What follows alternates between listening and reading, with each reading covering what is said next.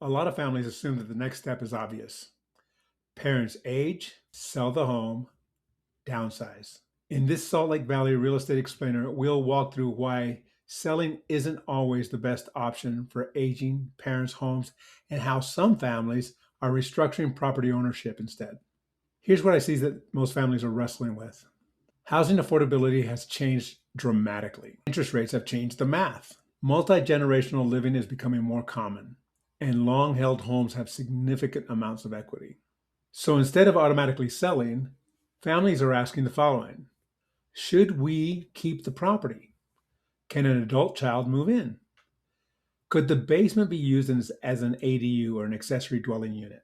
Could this house support multiple generations? This is shifting from a family downsizing conversation to a family housing strategy conversation. If we're going to make a decision, I usually look at it through three lenses: financial, lifestyle, and legacy. Sometimes keeping the property creates more long-term value than selling.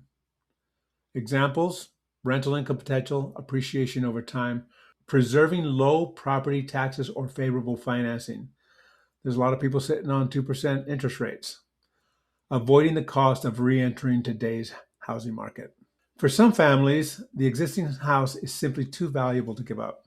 The question becomes, how can the property serve the family better?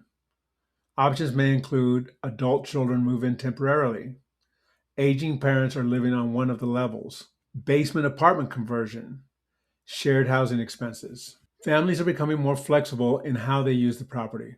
This home may not be just an asset to liquidate. It may become a long-term family asset, a future rental property, a way to help the younger generation build stability. The silver tsunami is not just about transferring homes or wealth. It's also about how restructuring how the housing wealth gets used.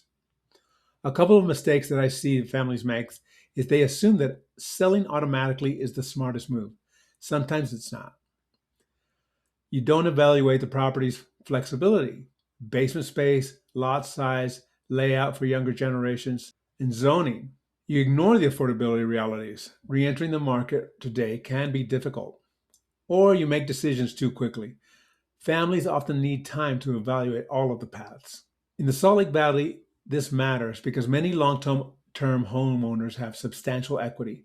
Housing affordability pressures are increasing. Multi-generational living is becoming much more common. Basement apartments and ADUs are increasingly relevant locally.